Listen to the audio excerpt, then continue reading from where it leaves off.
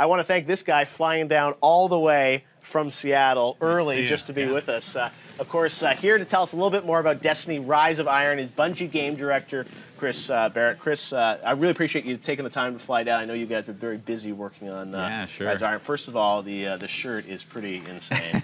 How do I get one of those? Well, I'm sure we can work something out. Okay, but the people watching. The Bungie store, we have it up online. Oh, you done on Bungie store? Yep, you can pick it up right now. Awesome, fantastic. So big reveal for you guys, obviously, last week with Rise of Iron. Big stream, everyone was kind of wanting to know about the game. Now, one thing we should say to people is that the game is not here at E3, right? Right.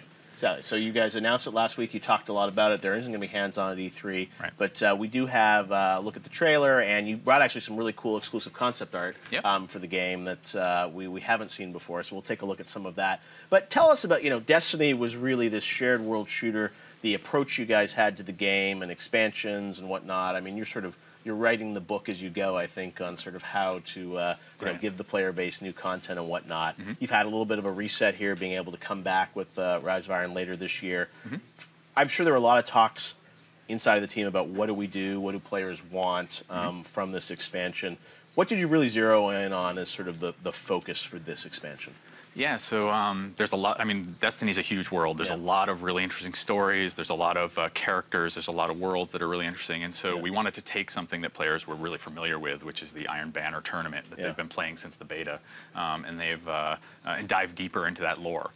So we wanted to bring forward the character Lord Saladin, really dive into his backstory, learn more about all these weapons that players have been familiar with in the Iron Banner, and sort of expand the world. We want to make a new, brand new place for players to explore. They've been super hungry for content, so we want to give them everything in this release. We want new weapons, new zone to explore, new characters, all kinds of stuff players are hungry for. They're hungry for a lot of stuff. I mean, there are so many choices, and you guys, I think, really try and listen to the fans in terms of what they want, although they have that sort of insatiable appetite for more and more content. So the expansion, tell us, you revealed it last week. Where is it in development right now? I mean, we're polishing it up. We're working, there's a whole team of awesome people back at home, busy working right now while we're at E3. So we're playtesting. We just had a big playtest at the studio this past week. So that was great. Everybody at Bungie really loves to play the game as well, so they're giving us tons of feedback, and we're iterating on it right now. But it's getting close. It's super fun already. So It must be interesting for you guys to be, building this new content, but still maintaining the game every day. And how do you do you have kind of like a live team, and then you have a team working on this? And I mean, it's obviously been disclosed that you guys are working on other things down the road. I mean, how do you sort of apportion all the resources at Bungie to make this? Yeah, we have multiple teams inside the studio, and there's a dedicated team just thinking about the live game right now. Making tweaks to the current, current balance, for example. Thinking about new events like things like Festival of the Lost, and these sort of timely events, and also expansion packs like the expansion like Rise of Iron. So and then we have teams sort of working on a little more future stuff.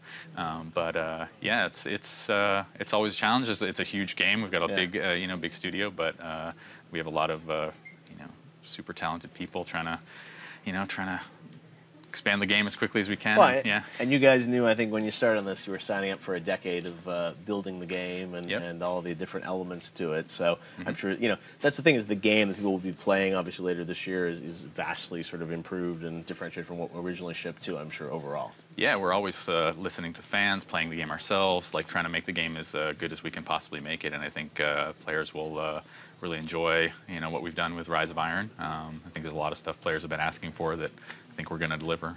So. What's the one thing that you think is going to be most pleasing to your fan base? I really think getting a whole new zone to explore. I think it's got us a big chunk of new content. I think that players have really been wanting that. So there's a lot of great new secrets, new areas to explore, that kind of stuff. So, All right. Well, Rise of Iron, we know, is coming out this fall, right? Yep. September 20th. September 20th. Then coming for PlayStation 4 and Xbox One audiences. Yep. All right, and so the current people that have current gen, they're not going to be able to get it. Is that right? Right. Yep. Okay. Just on the PS4 and Xbox One. All right, and what is that? That's just because the content, you sort of feel like at some point you have to be able to kind of move Yeah, we want to make sure the Destiny's as good as it can possibly be. Means looking at which consoles we're currently releasing for and stuff like that. So yeah. It makes sense. At some point, everyone has to upgrade, and there's never a better time because these machines are cheaper and cheaper. So it makes a lot of sense. All right, Chris. Well, thank you so much. Great to see you, and thank you for making the trip down. Cool. We know you guys have been working very hard back at the studio. All right. Well,